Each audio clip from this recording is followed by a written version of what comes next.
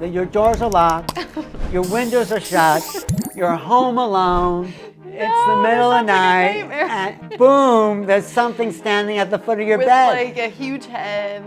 And then you're transported through your windows. Oh. When you're in the field of these alien beings, you get that their thought process, their field is so different than ours that it so distorts our reality, it's hard to stay conscious in their presence. How could this be happening? Why doesn't everyone know about this? Why isn't everyone talking about it? Very strange, Alan. I don't understand it. I don't like it. But you know what? What if it's true? I mean, there are ships here. The government is saying we have bodies and craft. They are doing to us what we do to animals. Exactly. Ah! 3, 2, 1. What the hell is up? My name is Jamie Logan, and today I am here with Alan Steinfeld, the author of Making Contact. He is a researcher, he is an experiencer, and he is going to talk to us today about aliens. So Alan, thank you so much for joining me today. They don't like to be called aliens. No? No, I mean, from what I've heard, they like to be called non-human intelligence. That's the new kind of terminology. Because alien means like they're different from us, and they are, of course, but they're also can converge with us on a level of consciousness. So, okay, because the term alien, let's break it down. What actually does it mean? I think it has sort of a derogatory connotation. It creates separation, and we're not separate from the rest of the universe. That's what they're trying to tell us. Okay. Right? We're not separate from the earth, from the animals, from the cosmos, from everything that there's no separation. So to call something alien means you're kind of them and us. And we may not be as smart as them, but we have the potential to meet them on an even playing field. That's my feeling. Okay, so before I read this book, I honestly didn't know anything about aliens. And you didn't care about it either. Really, I did not care about it. I don't even know if I actually believed in them. I mean, there's this idea, of course, that, okay, the Earth is very small and that there's other planets, and sure, there might be life outside of this, but the idea that, like, a big green creature with big eyes is, walking around and testing on me. So what is the most convincing piece of evidence that aliens exist? That's a good question. Well, besides the fact that we have people now coming forward, whistleblowers, that used to work for the government saying, yes, we have bodies, yes, we have crash retrievals. Look at David Grush's testimony in front of Congress, look at Lou Elizondo. I can't convince anything of anyone they haven't seen, but I've seen things in the sky. I was out west and there was this light that started coming down and then took off. I've had the experience with the mark on my leg. So I can't convince people unless you've had an experience. But the idea, the subtitle is Preparing for the New Realities of Extraterrestrial Existence. You can be prepared by being aware there's something out there and then go outside with night vision goggles. You know what they are? That show the heat? Yeah, no, well, military goggles originally, and they amplify the light 1,000 times, and you can look up in the sky if you go to a place like Sedona that are like these UFO hotspots. And of course, there's lots of satellites and planes, but I was looking through these night vision goggles, and someone said, oh, look, there's a triangle. And I was looking at it, and there was this triangle up in the sky, and lots of people talk about triangular craft. And as I was looking at it, it went from it pointing up to pointing down as I was looking at it. And I don't know if they're tuned into our thoughts, but that kind of, in a way, freaked me out. I said, wow, this is real, I mean, I knew it was real, but it's like when you see it, like I used to study acupuncture, and when I do a treatment and people would like have a shift, I said, wow, this stuff works. But it's real, and there's no way to convince people, but you can be open-minded. Like, Madame Blavatsky's great quote, she said, for those who know, no proof is necessary. For those who don't, no proof is possible.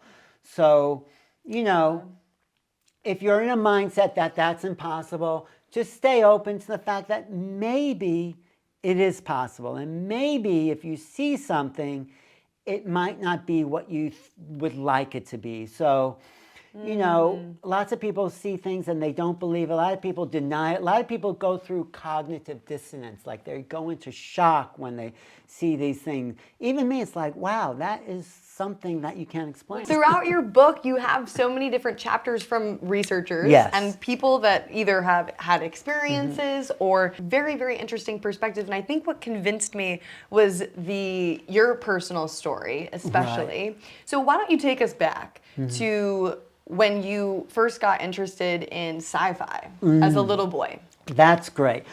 Yeah, you know, I always felt different.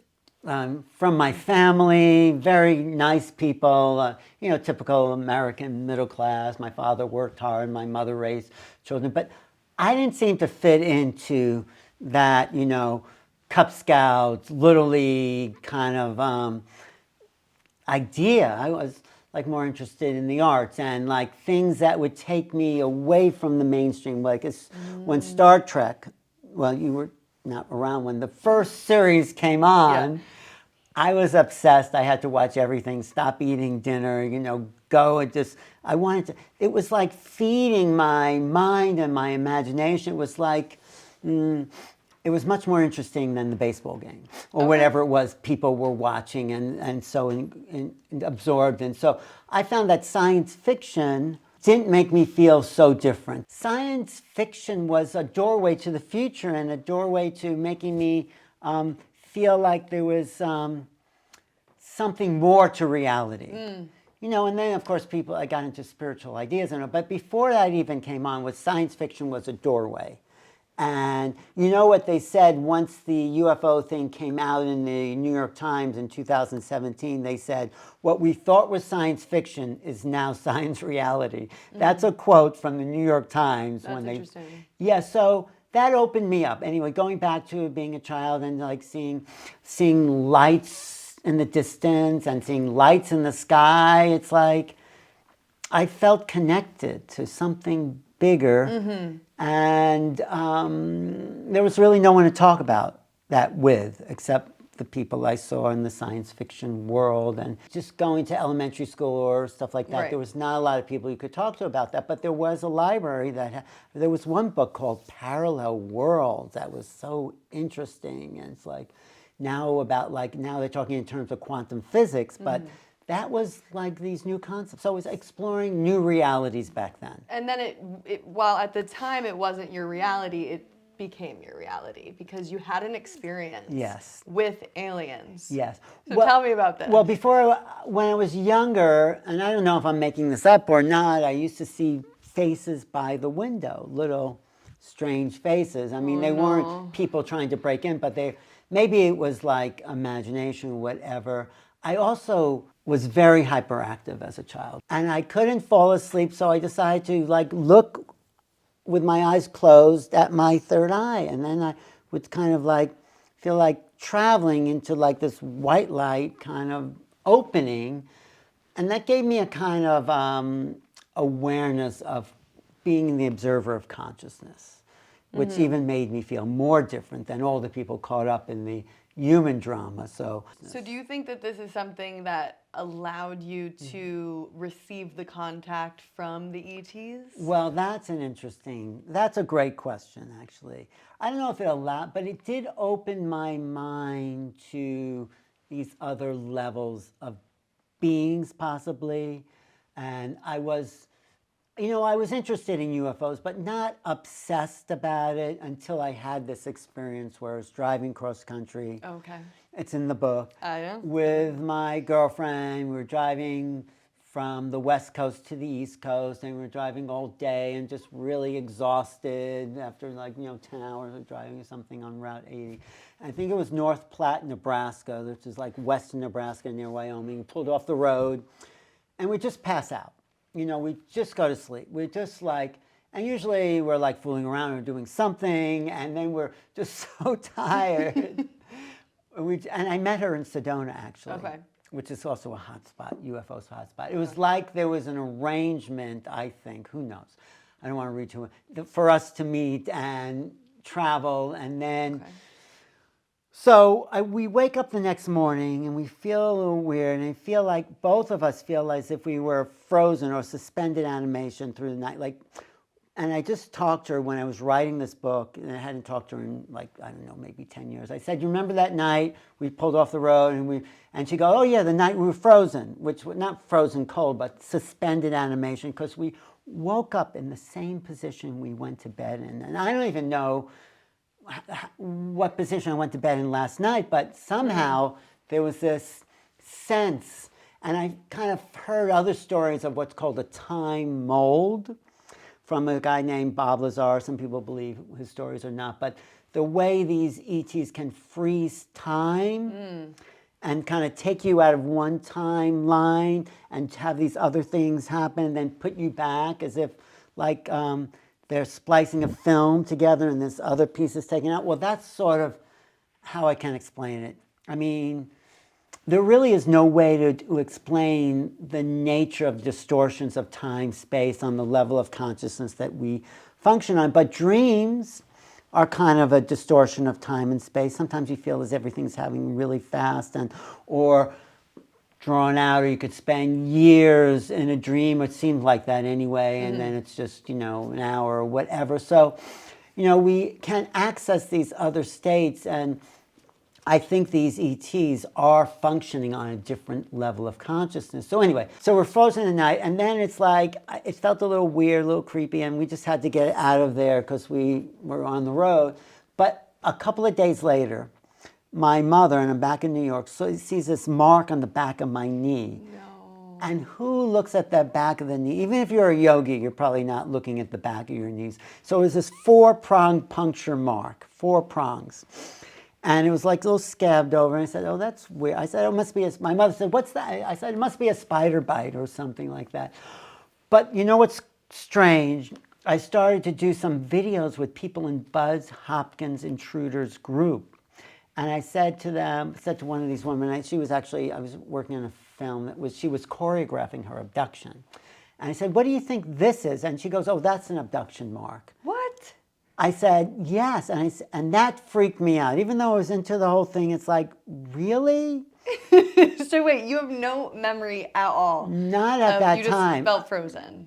Yes, that's what I felt consciously. But then, of course, there's hypnotic regressions, which is what Bud Hopkins used a lot, and John Mack and other people have used it, because something's happened, but it doesn't happen on a level of conscious awareness. It's like, have you ever done past life therapy? Or it's like you're not really remembering because you're really not conscious, but things are coming to you anyway from somewhere. So when I was regressed, I did see these beings that were taking some genetic samples. I know, and that gets us into the whole cat mutilation thing. Well, you described that contactees versus abductees, that abductees feel this trauma sometimes after. Abductees do. And they do not have good bedside manners, these ETs. They come into your, imagine if it is traumatic. Your doors are locked, your windows are shut, you're home alone, it's the middle of the night, right? And boom, there's something standing at the foot of your bed. With like a huge head. Even if it's like another person, you're going to go into like fear and shock and panic. And then you're transported through your windows because they can go through wall up to the craft. I remember vague glimpses of that, but that's traumatic. You remember being transported through your window and up? For me, it happens in dream states. Okay. So does your body leave the bed, or is it telepathically you're going? I asked Bud Hopkins that once, and he goes, well, if you look back at the bed, you'd see your body wasn't there.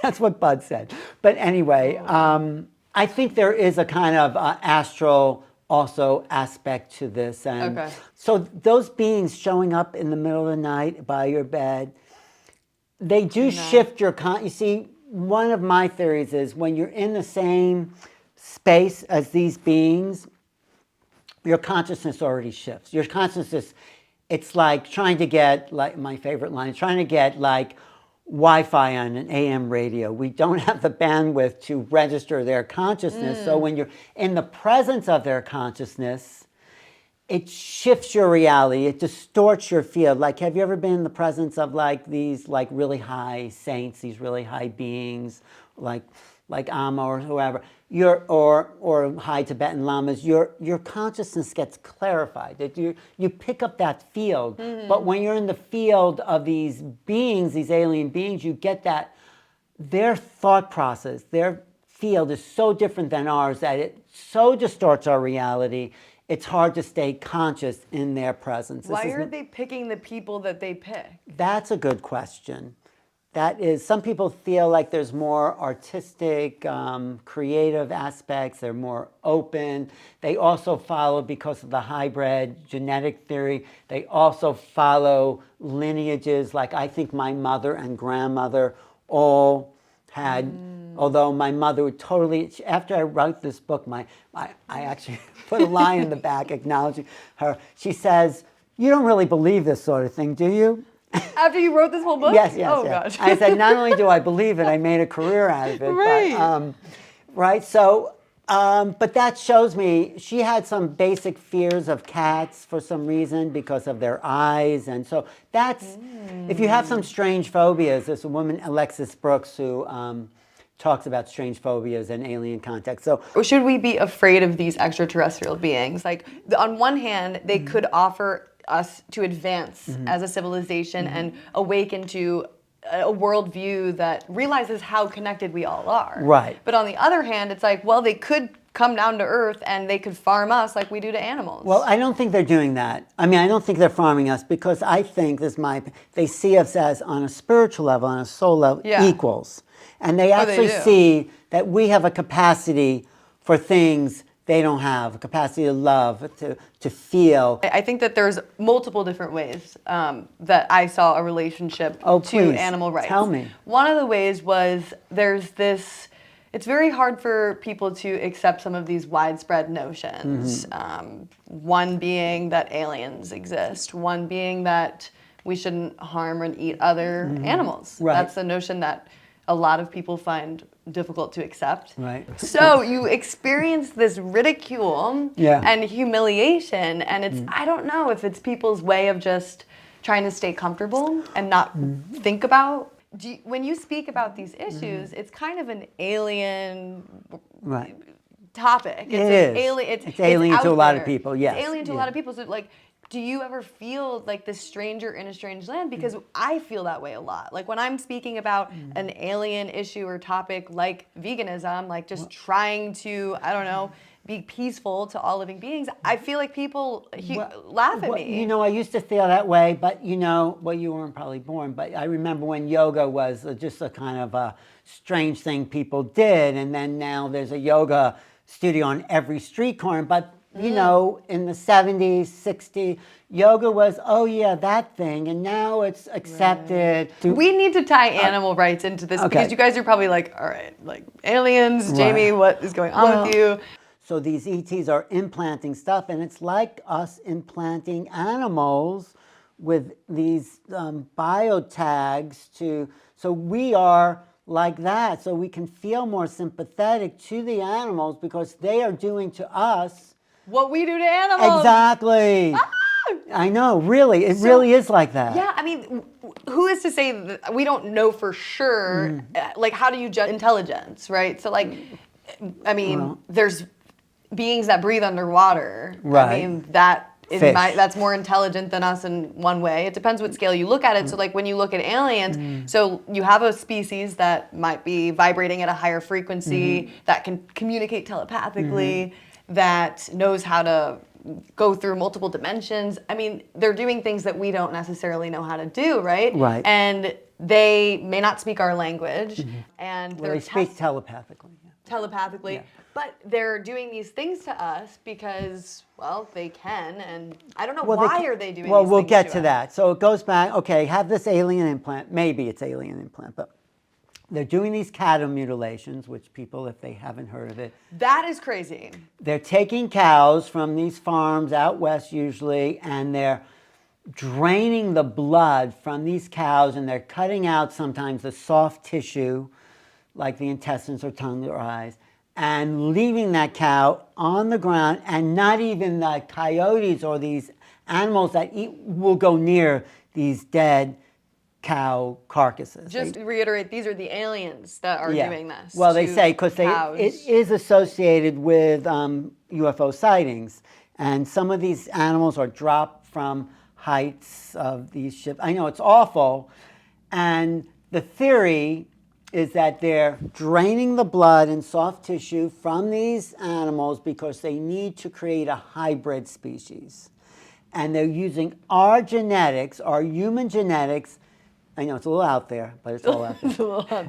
They're using human genetics mixed with their alien genetics to create another race, a hybrid race. And they're doing this. I know it's a little out there. Why are they doing this? What do cows have to do with this? Because they need to incubate these new hybrid beings in huge vats of like artificial wombs that have blood, which is very close to human blood and cow's blood are related, and the soft tissue. So they're like huge uteruses, wombs that they can incubate and grow these new hybrid beings with the blood from the animals and the soft tissues, so they can, mature in utero, in these artificial uteruses. And they're doing this because my theory is, and other people's, they've reached the end of their evolutionary cycle. They became so much intellect. I'm talking about the Greys, that they bred emotion out of. They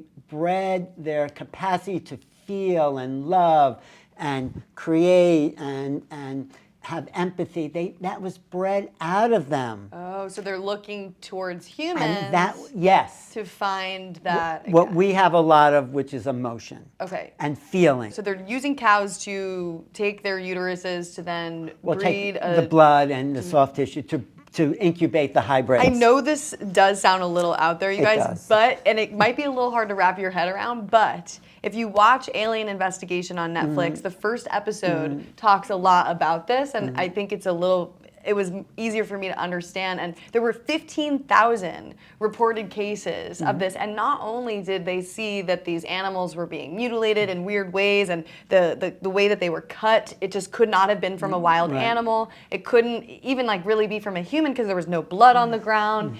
And they found crop circles around these areas as well. So how do we explain these things? I mean... Linda Moulton Howe probably made the best documentary about this in 1979. She was a regular reporter out of Denver. She started to investigate these cattle mutilations, they're called. And she talks to this one sheriff, and the sheriff says to her, little lady, these were not done by humans. And she says this chill, and this thing went through her. It's like, because she never even considered this. And she did this film called Alien Harvest, where she's one of the kind of proponents of this theory that I'm just proposing here, where they're using our genetics and the blood. So that ignited her, and she is one of the top investigators. She wrote a chapter in my book because she's like 83 years old. She's still at it, and she does a show called Earth Files. And Alien Harvest was all about her investigations, and that turned her life around. I mean, she devoted her life to this alien investigation, because you cannot deny. These are not like cultists, like trying to do animal sacrifice or anything like that. There's sort of distinct burn marks in these animals, and there's no equipment that drain them of blood. It's awful, but this is what, the kind of hypothesis is, that these hybrid beings can only be nurtured in these vats of organic material. After that abduction in 87, like the next year, I was woken up in the middle of the night, and this little creature was put into my hands. This is in space? No, it was in my bedroom at night. Okay. I was woken up, like it was maybe 6-7 months later, and this little thing was put in my hands. No. And it was a strange little being that had these big eyes, and I said to myself, this is weird. I remember it. I still remember it. And actually, in the video I did with Bud Hopkins, I insert what I thought this creature looked like. And anyway, I didn't feel any emotion to it because I think they want us to bond with these offspring. Yeah. But I don't think, I think they're here to learn from us. So who was his offspring? I don't know who it was. You probably have hybrid children. It's these hybrid children that are taken. I do? Okay. I think they're brought to another Do you planet. think we've all been abducted and we just don't know it yet? I think a lot more people have been abducted and they don't know. Yes, it's okay. You're okay. Oh my God, check the back of my knee right now. Okay, check it.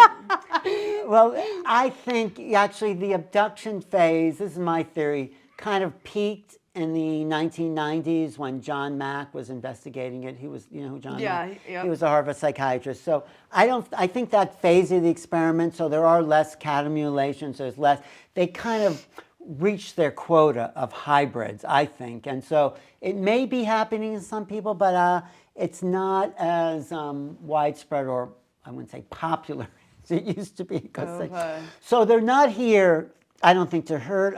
They're here to help us evolve, but also help themselves to creating a mixed race that will be the best of us, which is our beautiful capacity to feel, and the best of them, which is their great intelligence, and go to another planet. There's people like David Jacobs who feel, no, they're going to take over the Earth. I don't think they're going to take over. There's a lot of beautiful planets out there. So they're making these hybrids, right? But they're going back generational because they're kind of seeding the soil. So eventually when it hooks up with their genetics, so they may go back 3 or 4 generations, and every generation they're modifying our genetics a little more. So when it comes to us, me and you, Jamie, they can intersplice their genetics with our genetics more easily. So I am waiting for the day that a little creature gets placed in my hands, because I don't really want kids, you know? So I'm like an alien baby where somebody else has to take care of it, then fine. Right, that's what I feel. But yeah? Well, so you only have one? I don't know. No, they say if you have hybrids, you have lots of hybrids. Oh. I don't know if it's true. This is a modern mythology that we try to make. The cattle mutilations are absolutely true. It's invasive. Well, it's horrible. You know, these cows, all their blood is drained on these ships. So who is doing it? It's not some pranksters. No. And so the alien abduction, ET hybrid human experiment seems like, I wouldn't say logical, but the most possible answer for such a bizarre thing. And there's a lot of people who report seeing their hybrid children that look a little strangely human and strangely alien. Really? Yes. The humans that are here. The humans that are here. If you talk to abductees who've talked about this, they talk about these hybrids that are here. So you might one day meet your little hybrid beings. Okay. Don't freak out. It's like, what are you going to do? They're here. I guess I can't do anything. They're floating me through walls. So that's right. No, it's all very strange. You're absolutely right. It's very strange, Alan. I don't understand it. I don't like it. But you know what? What if it's true? I mean, there are ships here. The government is saying we have bodies and craft. Mm-hmm. The big secret is not that the government's hiding the software. Why are they here? So I'm giving you one explanation. That's only one race is here. I think there's lots of different races that are here for a lot of, and different species of aliens. Right. You described the greys. Yes. You described the praying mantis. Right. The praying mantis are sort of supervisors of the bigger picture. And then there's the tall white beings. I call them white because they sort of glow and they're very tall. I haven't seen those. I actually only have a sense of these beings. Like there's an artist on Instagram called ArtSoldier77. She draws these beings that I sort of sense with big heads and big eyes, but no nose and no mouth because they're all telepathic. You can look that up because when I saw those pictures, I said, wow, these feel really familiar. So people make up stories, although they're Pleiadian, they're Syrian. I don't know where they're from. Maybe they're interdimensional. That's probably the new theory. People used to talk about the ETH, the extraterrestrial hypothesis, but now people are talking about the interdimensional hypothesis because they seem to come through dimensional spaces. There's a movie out called Tear in the Sky. The tear is the opening where you could see these UFO craft kind of materializing into our atmosphere from this kind of opening. So this is such a complex sort of there's no simple answer. And what I've said is only a very small fraction of this huge, huge, complex puzzle. Linda Moulton Howe says this is like a hall of mirrors with a quicksand sliding floor where everything's changing. I mean, if you want it like the update on things, look at UFO Twitter, at UFO X, and there's always people with like new theories and new ideas and new whistleblowers. What happened most recently?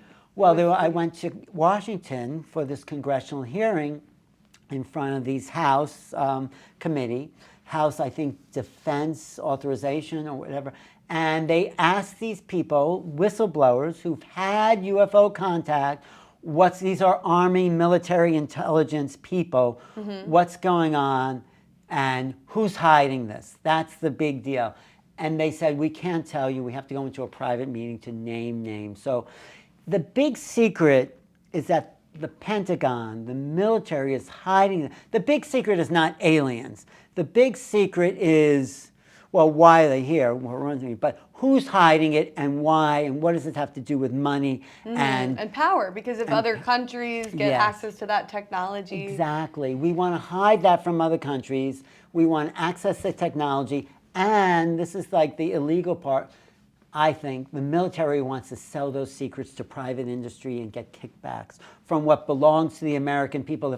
If the military is retrieving these craft UFOs and reverse engineering them and selling them to private industries, and private industries benefiting from that and giving money back to the military. I don't know if that's true. I'm just making that up. But it seems like that's the story. It's about money. It's not about aliens. So there's something unconstitutional going on. And so when these congressional hearings happen, the news media says, what? We've been lied to. And the Air Force had a policy to lie and ridicule anyone who came forward with a UFO. It was actually their policy to ridicule people because they didn't want this to come out. They didn't want to look.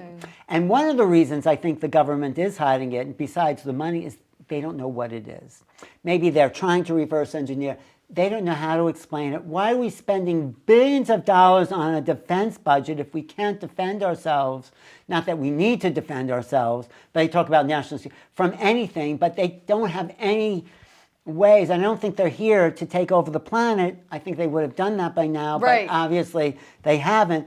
I think they're coming and going in our airspace. They're making themselves more and more known when we're doing this interview here right now. Over the past couple of years, there's been more sightings worldwide. And a lot of them are over military bases. A lot of them are over nuclear warheads. There's a couple of cases where the nuclear warheads were turned off.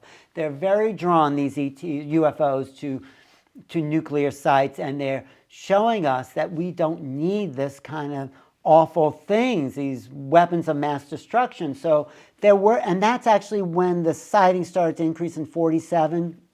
After the nuclear bombs were dropped, and it was such devastation. Because they were like, we don't want you to do this. Right. Like they saw the nuclear bombs. Well, not only that, some people say the nuclear energy is so powerful it rips a hole in time-space.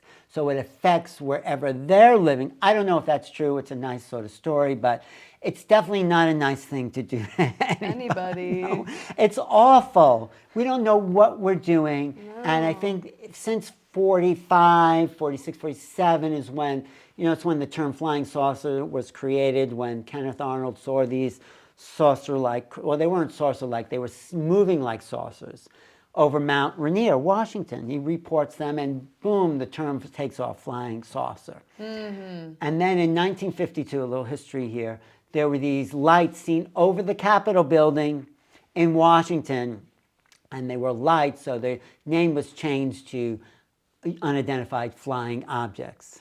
When the article in the New York Times came out, they rebranded it again to unidentified anomalous phenomena. So they went from object to phenomena because they realized, I think they're giving us a clue, this is not about objects, it's about phenomena, and how it affects us biologically, neurologically, and physiologically. So when you're in the presence of these craft, it can alter your state of consciousness. There's something called the Oz effect, where you're shifting consciousness. Wow. And it can have negative effects and it can have positive effects. So some people feel radiation burns. Other people, this guy Preston Dennett writes about people being healed. Other people write about these awful burn marks and horrible things. So no one knows what to make of it. You're getting two different stories. Some think they're benevolent, some think they're malevolent. And so we'll see that the technology that they're using, and they're not filling up their gas tanks to get here, I think it's a free energy, 0-point technology that will power the world, will cultivate the deserts, desalinate oceans, give us an abundant planet that won't run on fossil fuels or any sort of polluting energy. This is the thing that's really going to save the world if we can get these insiders to release the technology, give it to humanity, and create a really peaceful, beautiful planet where, where nobody eats animals, exactly, and we can coexist with one another and not take more than what we are giving. And I mean, Sharon and I were just talking about the deer last night, and they're right there. I'm looking at them. Right. And when they go out to feed the deer, you'll notice that they don't take more food than, like, they don't just take all of it for themselves. Right. They save it for humans. Take more than they need, and they hoard it, and we're strange, and So it's because we think there's never enough. That's why.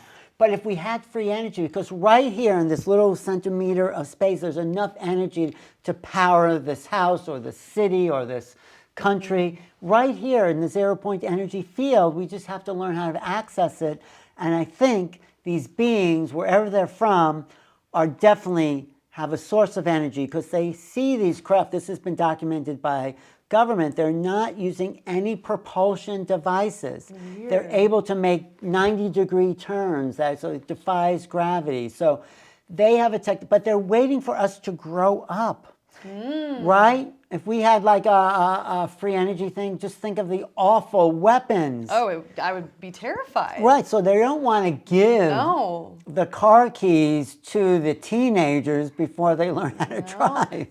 So that being said, they're waiting for people to grow up and maybe reach this new state of consciousness, and also just being more open-minded and dropping this narcissistic point of view that the world is ours to do what we wish. And so you talk a lot about in your book how connected we are to all living beings, to the earth, to nature. And you also share that what we do to others comes back to us and affects all of us. Well. So there's a quote right here in your introduction that I just wanted to read. I want to say I'm really happy how well read that book is. Thank you. Oh, yeah, I got my little post-it. It's so nice. I really loved it. Making contact, you guys. I know. So what is it? So disconnection from nature and each other has led to a narcissistic conquest to own what was never ours in the first place. Such abuses cannot be separated from prevailing insistence of scientism, the belief of science, not facts, that life on this paradise of a planet is an anomaly. Right. So what does this mean? Well, Darwinian evolution says that life began accidentally and there's no reason for it. It lacks all spiritual context, that mechanistic Western view of the world. You're here to accumulate things and nothing matters, and maybe that's not the story. Maybe that's just scientism, the story that science tells you, because they can't explain it because they're only looking at the mechanistic way. And maybe there's a bigger way, a holistic way, a connect way, a spiritually connected where we are these eternal beings. Okay. And we come into these avatar bodies to have experience in this realm to help evolve the collective consciousness. So making contact is not just making contact with it's making contact with each other, the earth, and ourselves. That's what we're making contact with. So life, life is not an anomaly. It's not just an accident. I think, in my belief, that it's an emergent property. It means it's everywhere. It's on lots of star systems, lots of planets. It's not just You know, I have a quote in there about this ancient Greek philosopher said, to think that Earth is the only place with life is to go past a field of freshly planted seeds and thinking only one plant will grow. So consciousness is the fabric of creation. Wow. And so in a sense, we are aliens, or consciousness is not local to the human being, which is why I teach remote viewing, because that's a real practical exercise. So the same consciousness that's in us is in the animals, in these ETs. It's just a different level of development. I think if people want to learn more about this, to at least just hear some theories and to research it more for themselves, I really would recommend making contact. And why don't you just kind of give people a summary of your chapters and topics that they will explore? Right. So this book is a collection of 11 essays, including my own, by people I felt were the best or the authorities in their field. So we start out with Nick Pope, and he worked for the Ministry of Defense in England. He was looking at UFO documents. He takes a very external nuts and bolts look. And you have to look at the fact that, yes, there are nuts and bolts factors to it. There are craft. These craft may change into other things. So I asked him to write a chapter, and he didn't get into like the alien stuff at all. And he says, well, he starts off the chapter with every book has to have a villain, and he doesn't. And the villain is like, he doesn't pay any attention to that. He doesn't acknowledge the fact. He's just looking at the hardcore evidence. So I go from the exterior, the exo, to the esoteric, the inter. And then from there, Grant Cameron wrote an essay about the wow theory, he calls that. It's like, wow, these UFOs have lights and they're traveling interdimensionally, and why are they doing it? Maybe it's just to make people say, wow, there's something else here. So that's a little brief summary.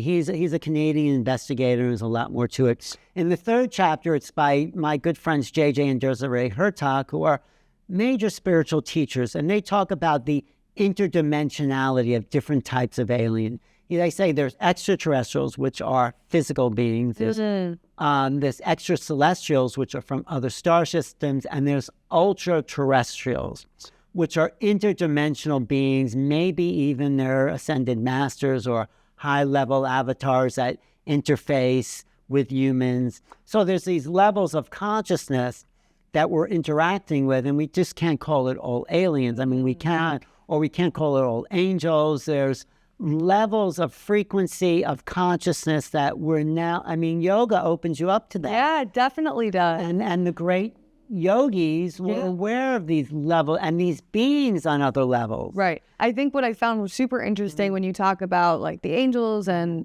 extracelestial, and that there was telepathical communication, but also channeling. So you had these people that would just allow whatever external force to enter their body, and then they would start talking and their voice would change and they would be saying things that they don't necessarily know anything about. Right. Which Bashar is the most famous of that. Have you seen a Bashar? Well, I read their We should look at some videos of Bashar, because this guy, Daryl Anka, related to Paul Anka, cousin, he goes into this trance, and he says, extraterrestrial being, he's actually an offspring of a hybrid. Bashar is? Bashar is. And when I was interviewing him, I don't know if this is true, he says, thank you for your donation of your genetics to my race. It's like, that was a little... What did he say? He says, thank you. That's what he said? Yes. He said thank you. Well, I said, sure. I said you're welcome. I don't know. It was a little weird for me, but... But anyway, there's that's on the other end of the spectrum.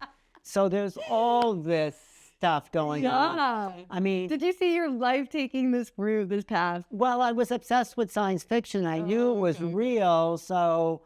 I didn't want to be an accountant. So, no, I don't know. I was always interested in the strange, the unusual, the bizarre, the off the wall. I started doing my program, New Realities, on public access in Manhattan, because I was interested in not just alien ET stuff, but all the things that were shifting consciousness. So, I can't think of anything more exciting, because Now suddenly, like you say, are you still looked at strangely? Yeah, sometimes, but it's becoming real. Right, and you can sit back in your chair and you can be like, I told you so. Well, I don't want to say I told you so, but yes, I could say that because my family didn't believe me. Your mom still doesn't believe she you. still doesn't. And no, there is a world that's going to have a rude awakening when they maybe land. Maybe they won't land. But what else can people discover? You got chapter 4. Okay, so chapter 4 is Linda Moulton Howe, who's been investigating this subject since the cattle mutilations in 1979. When she was a mainstream reporter, she completely shifted her life to devote it to all aspects of UFOs. She's been to the crop circles. She's talked to government insiders. That's what makes her chapter so special. She talks to people in the Defense Department whose identity she has to keep secret, who's telling her, the Earth has been occupied for millions of years by the extraterrestrial races, all competing for ownership of this planet. I don't know about that. Maybe they built the pyramids in Egypt. Well, there is a lot of evidence that these blocks were levitated into place. So because there's no way, if you ever go, have you been to Egypt? Not yet. Oh, go inside the king's chamber. It's like those blocks on the ceiling are bigger than the doorways. And it's fantastic. And it's such a high vibration. Well, there's just so many things you can't explain, like the crop circles, for example. I didn't know what they were up until a few months ago. And you have these amazing, beautiful designs in like big fields of corn and wheat. Right. And it happens overnight in random places. I think those are ET signs. And when you're looking at those designs, new neurological pathways are opened up because the patterns create new ways of cognizing that design. Because we understand the world through pattern recognition. So when you see these patterns in these crop circles, you're being geared and up-leveled to more cognitive functions. That's my theory about crop circles. So anyway, the next chapter is John Mack, who was very instrumental in this field. He talked to abductees who first he thought they were crazy. He was a trained psychiatrist. He was the head of the Harvard psychiatry department. He meets Bud Hopkins, shows up, and he thinks these people must be crazy. It's claiming you've been taken by aliens, abducted. That's the most insane thing a psychiatrist can hear. And then he starts to talk to these people, and he says, well, these people are not any crazier except for this one crazy experience they have. And when they're talking about that crazy experience, it seems very real to them. So he got what they call pulled down the rabbit hole. Like once you get into it, and you might be one of them, you and Sharon, and pulled down the rabbit hole. I think we already have this, yeah. It's like you become like, how could this be happening? Why doesn't everyone know about this? Why isn't everyone talking about it? That's how I felt. That's how I feel about veganism. Right. That's right. Why isn't everyone? But that's how I felt since my contact. Why is this the most important issue to you? Because it's the most mysterious. It's the most unknown. We don't have all the pieces of the puzzle yet. We have so many different parts, and there's so many moving parts. So no one understands it. You can talk to the top government people who've been investigating. You can talk to witnesses, research, experiencers. This is why everyone has their own little slice of it. But no, there's an agreement. Like if you look at this book, there's 11 different chapters by 11 different people. 10 of them, not Nick Pope, mentions telepathy. So there's crossovers, but even subject matters that people understand, like we have the science, we have the data when it comes to veganism and a plant-based diet and how it's affecting the planet, they still don't want to listen. No, they don't. So even when you do have those pictures of the alien bodies, I promise you, there are going to be people. They're going to be like, that's just you dressed up as an alien. That's right. Because if they can understand what your point of view is, which is, obvious, then maybe they can understand why we can't understand this. This is so complex. And why are people not talking? And what are the people talking about? Yeah. What are they saying? And how come nobody knows about it? But we need to talk about. So what I think should happen, roll out the craft that the government has. Some people say at least 20 to 40 different crash retrievals, or some people say they're not even crashed. They've been put down so we can study their technology. Roll them out to the world. This is not an American issue. And roll out the bodies, roll out maybe even the live ETs, put them out there, let people freak out and say, what? But then we're going to be treating them as less than, or I put it like, imagine being put on public display. No, we don't want to do that, because what they can do is they could just disappear if they want to. right, and they can help us understand the true history of the planet, our true understanding of biology. I mean, the incredible renaissance that can happen when we really interface with these beings in technology, in biology. Yeah. Right? They made, the Greys, they bred against our biology, but now they are understanding how to breed back in. So technology, study, history, everything changes for humanity when this comes online. Well, look, I think that once we can learn to treat animals with respect, the most vulnerable beings on the planet, we can surely treat each other better. And we can look at aliens and be like, cool, like what we have in common is that we're experiencing life. Right. We have consciousness, sentience. That's right. Let's just coexist and be peaceful. Well, that's why they don't want to land. Imagine, being shot at by some lunatic who says, get off my land or whatever, because we're still very primitive, as you know. And they pass like the automatic weapons. How is that possible that people can do that? And so we're still so barbaric. Maybe we start with the animals and going vegan, and that is a really tremendous step in the right direction of evolution and of an awakening, a spiritual awakening of learning to. You're right. That's When you where we look can into start. the eyes of those cows, and Yes. there's a sentience there. For sure. And dogs, absolutely. And, cats, they're talking to us. And deer, so if we can see sentience in animals, we could see it in each other. Like we could see the divine force, Yes. the essence. Then we have to see in these other beings that don't look anything like us. And that's how we have to approach them, because I think they want to approach us on an even playing field. That's why they're not showing up in masses, like, in public, because we don't even know how to treat each other or the animals, like you're saying. So we definitely don't know. We need to upgrade the way we treat everyone. Maybe we look so deeply into the eyes of these animals and aliens that we actually see ourselves. Yes. And not see them as others. Well, that's why we don't want to call them alien, going back to the beginning. We're not calling them aliens anymore. But even deep into the eyes of each other, so you can see yourself and see, well, I know what that person's feeling. I can feel what they're feeling. We are empathetic. Yeah. Mirror neurons show us, like, you know what mirror neurons are, right?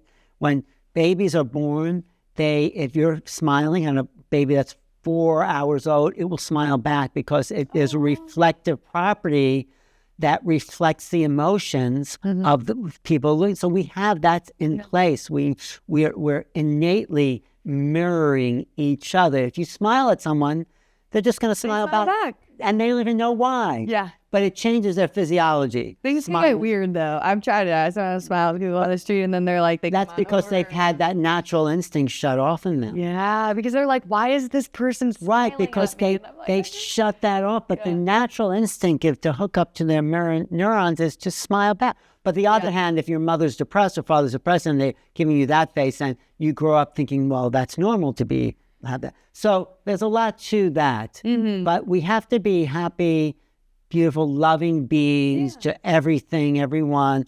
And that will take hold. So when the ETs, the non-human intelligences, like animals, non-human intelligence, dolphins are the most intelligent, dolphins and whales.